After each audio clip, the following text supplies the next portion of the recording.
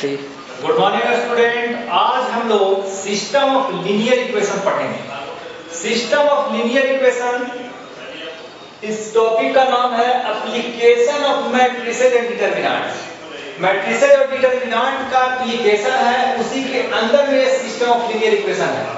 System of linear equation में हम लोग कितना भी टाइप का इक्वेशन गिवन है, जैसे x + dy + cz + d = 0, 2 या 3 या 4 इक्वेशन या 10 वेरिएबल भी गिवन रहेगा, तो सिस्टम ऑफ लीनियर इक्वेशन के हेल्प से हम लोग फाइंड आउट कर लेंगे। x y z w जितना भी वेरिएबल रहेगा सबका वैल्यू फाइंड आउट कर पाएंगे।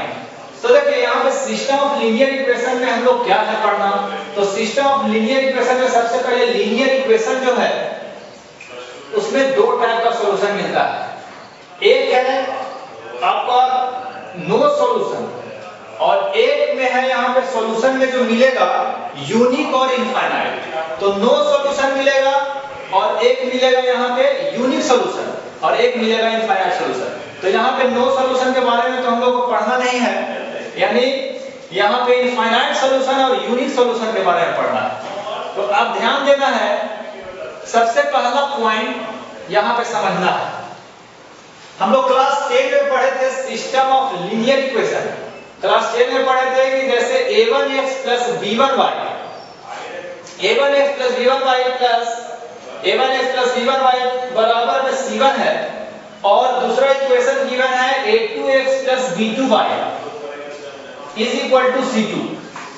a1x + b1y = c1, a2x + b2y = c2 given है। तो इक्वेशन नंबर 1 इसको मान लिया, इसको इक्वेशन नंबर 2। तो इसमें हम लोग पढ़ते थे पहला नंबर पॉइंट क्या था कि a1/a2 is not equal to b1/b2, a1/a2 is not equal to b1/b2। तो इसमें हम लोग को यूनिक सॉल्यूशन मिलता था, यानी सॉल्यूशन क्या मिलता था, यूनिक। यूनिक सॉल्यूशन का मतलब एक solution, unique solution, unique solution इसमें हम लोग फाइंड आउट करते थे। दूसरा इसमें हम लोग पढ़े थे कि सबसे पहले नो सॉल्यूशन थी, इसी में था नो सॉल्यूशन। तो नो सॉल्यूशन में क्या था कि a1/a2 is equal to b1/b2 और not equal to c1/c2। a1/a2 is equal to b1/b2 is not equal to c1/c2। इसमें हम लोग को मिलता था क्या, नो सॉल्यूशन मिलता था, नो सॉल्यूशन। अब थर्ड पॉइंट है यहाँ पे, point number third. Point number third हम लोग पढ़ते थे कि a1/a2 is equal to b1/b2 is equal to c1/c2।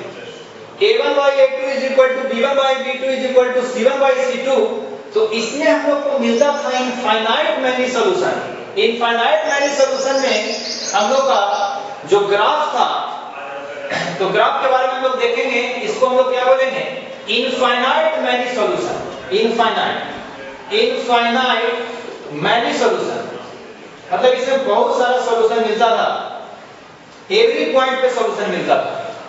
तो इसके बारे में ध्यान देना है कि जैसे मान लेते हैं दो को लीनियर इक्वेशन का ग्राफ हमेशा स्ट्रेट लाइन होता है, तो एक लाइन और एक दूसरे लाइन आपस में एक दूसरे को कट कर रहा है, और कट कर रहा है तो इस पॉइंट का नाम रख दिए नाम P।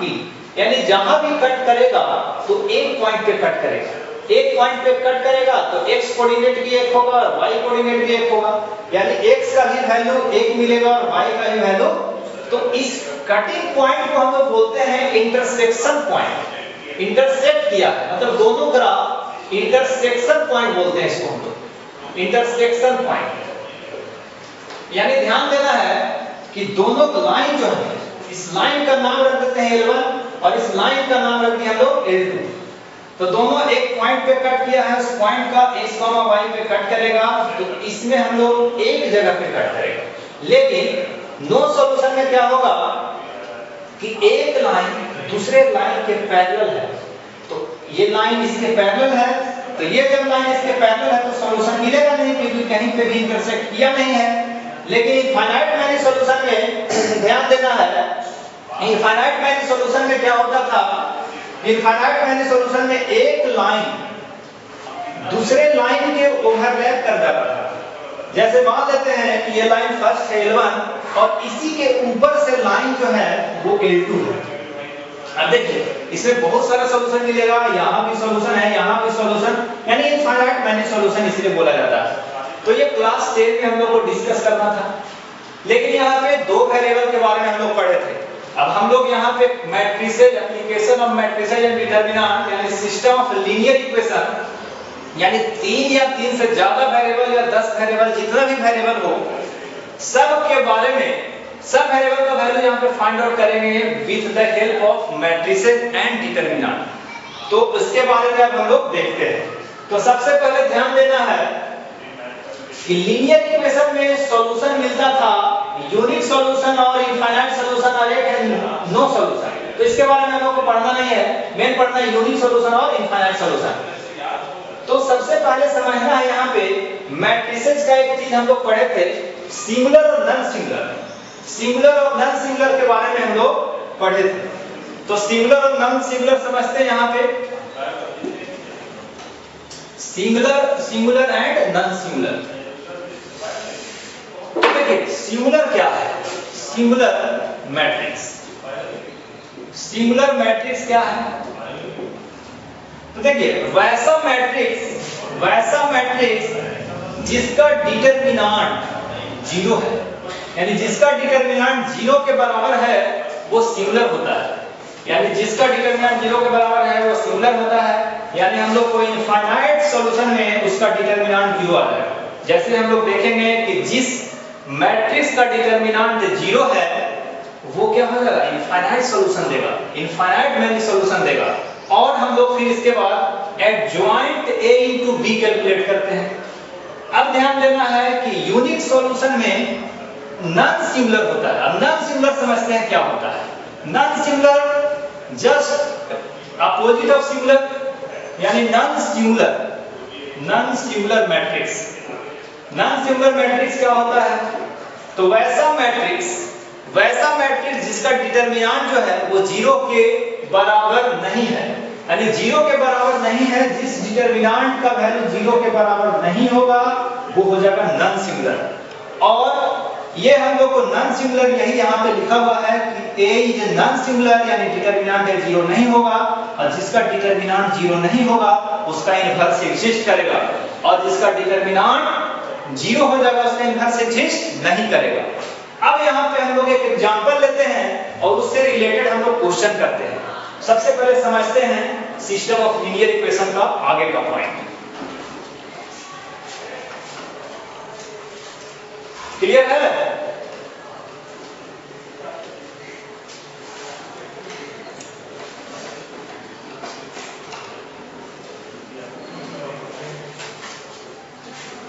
चलिए अब हम लोग लिखते हैं the given system of equation, given system of equation, यानी गिवन सिस्टम ऑफ इक्वेशन रहेगा, given system of equation. Given system of equation क्या है देखते हैं।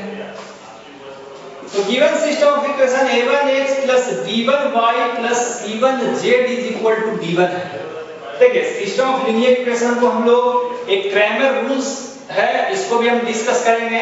यानी सिस्टम ऑफ लीनियर इक्वेशन को हम लोग एक मैट्रिक्स के मेथड से ये तो फाइंड आउट कर ही लेंगे, और इसके बाद हम लोग पढ़ेंगे एक क्रैमर्स रूल।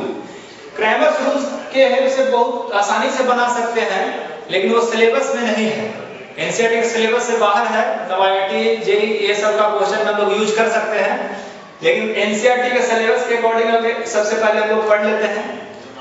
तो a1x plus b1y plus c1z is equal to d1 है, and a2x plus b2y plus c2z is equal to d2।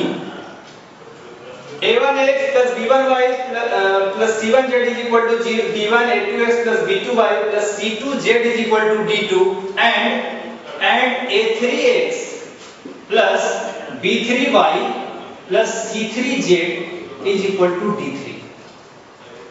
ये हम लोग को दिया हुआ रहेगा, ऐसा ये गिवन रहेगा। Equation number 1, equation number 2, equation number 3। Then the system of equation can be written as, then the system of equation, system of equation can be written as, कैसे हम लोग लिख सकते हैं, a into x is equal to b, a into x is equal to b लिख सकते हैं। अब देखिए a क्या है, x क्या है, b क्या है, अब ये समझते हैं। तो a जो होता है x by z का कोएफिशिएंट a है, x किसको मानते हैं तो variable, x by z variable है, और b होता है d1 d2 d3। तो लिखेंगे सबसे पहले therefore a is equal to a1 b1 c1 a2 b2 c2 a3 b3 c3 comma x यानी x y z is equal to b, b मतलब d1 d2 d3 d1 d2 d3, ये इतना given है। अब देखिए ये दोनों को जब मल्टीप्लाई करेंगे तो यही इक्वेशन आ जाएगा, इस दोनों को जब मल्टीप्लाई करेंगे तो यही सेम इक्वेशन आ जाएगा। और मल्टीप्लाई करने आता है, ये 3/3 का मैट्रिक्स है और ये 3/1 का मैट्रिक्स है, और ओवरऑल जो आंसर आया है वो 3/1 में आया है। तो अब हम लोग देखते हैं कि इक्वेशन को सॉल्व करके फाइंड आउट करके, तो आगे का देखना है नेक्स्ट पॉइंट, यानी जिस डिटरमिनेंट का, जिस मैट्रिक्स, ये मैट्रिक्स गिवन है, इसका डिटरमिनेंट अगर जब फाइंड आउट करते हैं और 0 के बराबर हो जाएगा तो इनवर्स एग्जिस्ट नहीं करेगा, यानी ए इनवर्स एग्जिस्ट नहीं करेगा।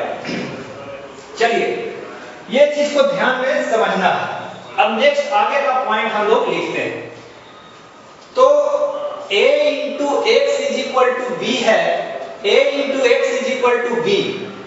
अब हम लोग a इनवर्स से दोनों साइड मल्टीप्लाई करते हैं, multiplying both side by a inverse, therefore a inverse into a into x is equal to a inverse into b।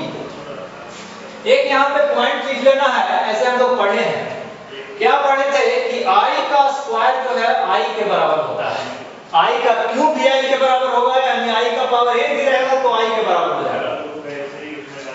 अब ध्यान देना यहाँ पे नेक्स्ट पॉइंट है कि a इनवर्स को a से मल्टीप्लाई कर दे तो y के बराबर हो जाता है, यानी कि कोई भी मैट्रिक्स है उसका इनवर्स निकालते हैं, उस मैट्रिक्स को मल्टीप्लाई करते हैं तो वो i मतलब यूनिट मैट्रिक्स दे देगा, और यूनिट मैट्रिक्स उस फॉर्म में देगा जिस फॉर्म में a का ऑर्डर है। जैसे a का ऑर्डर 3/3 है तो यूनिट मैट्रिक्स 3/3 का हो जाएगा, 3/3 का यूनिट मैट्रिक्स होता है 1 0 0 0 1 0 और 0 0 1, और 2 ऑर्डर का यूनिट मैट्रिक्स होता है कितना, 2 ऑर्डर का यूनिट मैट्रिक्स होता है 1 0 0 1। तो a इनवर्स इनटू a हो जाएगा i into x is equal to a inverse into b। तो i को x से मल्टीप्लाई करेंगे तो x हो जाएगा, यूनिट मैट्रिक्स को जिससे मल्टीप्लाई करेंगे तो वही आंसर हो जाता है, यानी i को x से करेंगे तो x is equal to a inverse into b। ये पॉइंट को ध्यान में रखना है, इसी से रिलेटेड हम लोग क्वेश्चन में यूज करेंगे ये फार्मूला। अब नेक्स्ट आगे देखते हैं।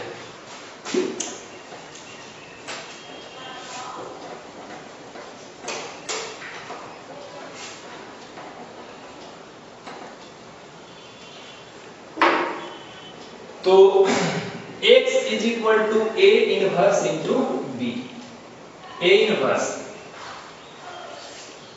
अब यहाँ पे ध्यान देना है, a इनवर्स का फॉर्मूला हम लोग पढ़े हैं 1 by डिटरमिनेंट a इनवर्स बराबर 1 by डिटरमिनेंट इनटू में एडजॉइंट a और इनटू में b, ये x का वैल्यू, ये फॉर्मूला को ध्यान में रखना है, और यहाँ पे ध्यान रखना है कि जिसका डिटरमिनेंट 0 नहीं होना चाहिए, यानी determinant a is not equal to 0।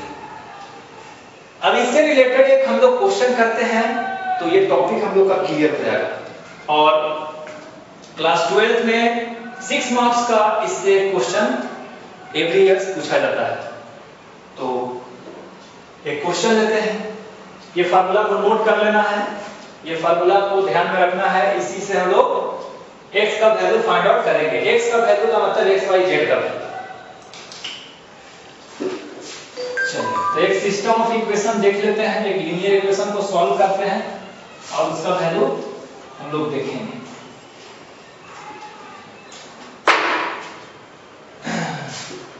जैसा solve x and y, x और y का वैल्यू फाइंड आउट करना है, यानी निकालना है। जैसे x plus 2y is equal to 3, x plus 2y is equal to 3 है, और या x plus y is equal to 3 है and x minus y is equal to 1 है। x plus y का वैल्यू गिवन है 3, x minus y का value given है 1। इसको तो हम लोग क्लास 10 के मेथड से ही बना सकते हैं, मतलब फाइंड आउट कर सकते हैं। x का वैल्यू फाइंड आउट करेंगे तो आ जाएगा 2, और y का वैल्यू जब हम फाइंड आउट करेंगे तो आ जाएगा 1। ठीक है, देखिए इक्वेशन में सेटिस्फाइड कर रहा है, तो हम लोग इसको मैट्रिक्स के मेथड से फाइंड आउट करेंगे x का वैल्यू। तो सबसे पहले ये फर्स्ट नंबर और ये सेकंड। तो सबसे पहले ध्यान देना है a into x is equal to b लिख सकते हैं, यानी a का वैल्यू यहां से आ जाएगा 1 1 1 और -1, और इसका x का वैल्यू यहां से फाइंड आउट करेंगे तो x का वैल्यू आ जाएगा x और y, वेरिएबल कितना है 2, x और y, तो यहां लिख देंगे x और y। एंड b का वैल्यू यहां पे हम लोग लिखेंगे d1 d2, क्योंकि वेरिएबल 2 है, 3 वेरिएबल भी हो सकता है, तो d1 d2 मतलब 3 और 1। अब सबसे पहले इसको हम निकालेंगे, क्या फाइंड आउट करेंगे, डिटरमिनेंट फाइंड आउट करेंगे। तो लिखेंगे देयरफॉर a डिटरमिनेंट ऑफ, और डिटरमिनेंट हम लोग फाइंड आउट करने सीख लिए हैं, तो कैलकुलेट करेंगे तो ये हो जाएगा -1 और -1, -1 -2 is not equal to 0, लिखेंगे therefore a inverse exist करेगा, इसका a inverse exist करेगा। अब देखिए a inverse जब ये exist करेगा यानी सॉल्यूशन इसमें मिलेगा, और यूनिक सॉल्यूशन मिलेगा, क्योंकि इसका डिटरमिनेंट 0 नहीं है, इसका डिटरमिनेंट 0 के बराबर नहीं है। 0 के बराबर रहता तो उसमें क्या होता, इनफाइनाइट सॉल्यूशन मिलता। तो अब नेक्स्ट यहां पे लिखते हैं कि a into x is equal to b, therefore x is equal to a inverse into b, और a inverse का फार्मूला हम लोग जानते हैं 1 by determinant into adjoint into b, यानी 1 by determinant into adjoint और into में b, ये x का वैल्यू है, और ये फार्मूला से हम लोग फाइंड आउट करेंगे। तो a का डिटरमिनेंट हम लोग का -2 है, ये ध्यान में रखना है, और बाकी हम लोग उसका एडजॉइंट निकालेंगे। चलिए तो आगे करते हैं कैलकुलेट इसको।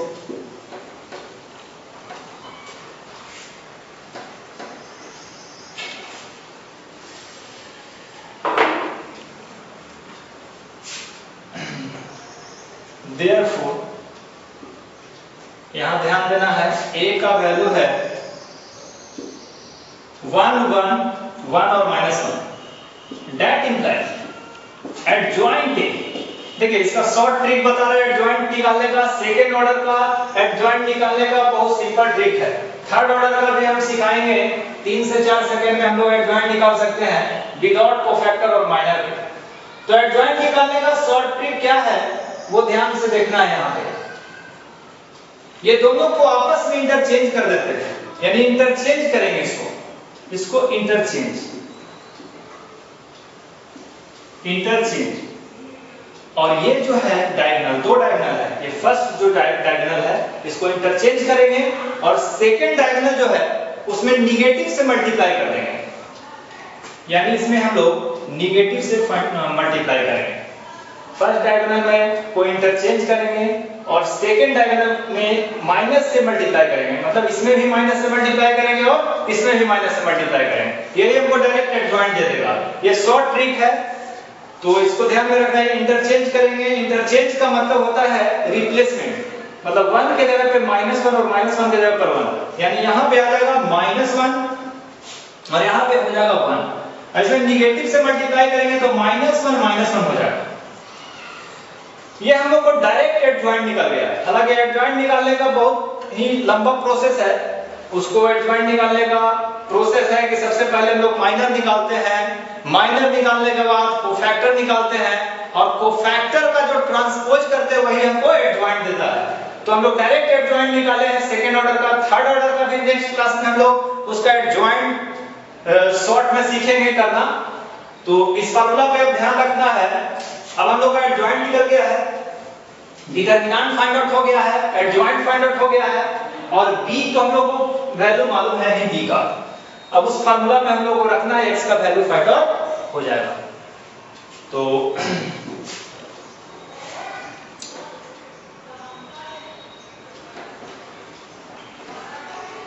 डिटरमिनेंट का वैल्यू ध्यान में रखना है, -2 आया है। अब इस फार्मूला में रखते हैं, तब लिखेंगे देयरफॉर, डायरेक्ट हम यहां पे आते हैं। x का वैल्यू है 1 by determinant into adjoint into b। ये चीज ध्यान रखना है। देखिए इसका डिटरमिनेंट हम लोग को फाइंड आउट हो गया है। इसका डिटरमिनेंट का वैल्यू आया है -2, तो 1 बाय -2। एडजॉइंट a, तो एडजॉइंट a का वैल्यू आ गया है -1 -1 और 1 और इनटू b, b का वैल्यू आया है d1 d2। d1 d2 मतलब कितना? तो d1 d2 का जो वैल्यू था हम लोग को वो कितना गिवन था, x plus y is equal to 3 था और x minus y का वैल्यू 1 था। तो d1 d2 3 और 1 था। यही था d1 और d2। ये d1 और ये d2। तो d1 3 है और d2 1। तो x बराबर 1 by determinant adjoint into b, तो 1 बाई डिटरमिनेंट का वैल्यू है -2, एडजॉइंट है -1 और 1 और d1 d2, d1 है 3, d2 है हम लोग को 1, तो 3 और 1 हो गया। अब यहां से कैलकुलेट करेंगे तो 1 बाई -2, अब इसको मल्टीप्लाई करेंगे 2 बाई 2 का मैट्रिक्स है, ये 2 बाई 1 का मल्टीप्लाई हो जाएगा इसका इसके साथ। फर्स्ट का रो सेकंड को कॉलम के इक्वल होना चाहिए। तो यहां पे कैलकुलेट करेंगे तो ओवरऑल आंसर आ जाएगा -1 को 3 से मल्टीप्लाई करेंगे तो -3, -1 को 1 से करेंगे तो -1, अब -1 को 3 से करेंगे तो -3, 1 को 1 से करेंगे तो +1, यानी कि यहां से आ जाएगा 1 बाय -2 और ये आ जाएगा -4 -2। x का वैल्यू, x का मतलब x और y। इसके अंदर में जब मल्टीप्लाई करेंगे -1/2 से तो यहां पे कैलकुलेट करके आ जाएगा आंसर 2 और ये हो जाएगा 1, यानी x का वैल्यू आ गया 2 और y का वैल्यू आ गया 1। तो लिख देंगे therefore x is equal to 2 and y is equal to 1। इसको हम चेक भी कर सकते हैं। x का वैल्यू यहां पे 2 रखेंगे तो ये हो जाएगा 2 + 1, 2 + 1 3 और 2 - 1 1, यानी सही है। यानी चेक कर लिए हम लोग, ये सिस्टम ऑफ इक्वेशन का आंसर जो है x का वैल्यू 2 और y का वैल्यू 1। तो यहां पे कैलकुलेट करेंगे। अब हम लोग नेक्स्ट क्लास में आगे कंटिन्यू करेंगे 3 ऑर्डर का 3 वेरिएबल का, जो हम लोग का सीबीएसई में 6 मार्क का आएगा, उससे रिलेटेड करेंगे नेक्स्ट क्लास में कंटिन्यू। और इनवर्स शॉर्टकट मेथड पढ़ेंगे 3 ऑर्डर का निकालने के लिए। Thank you.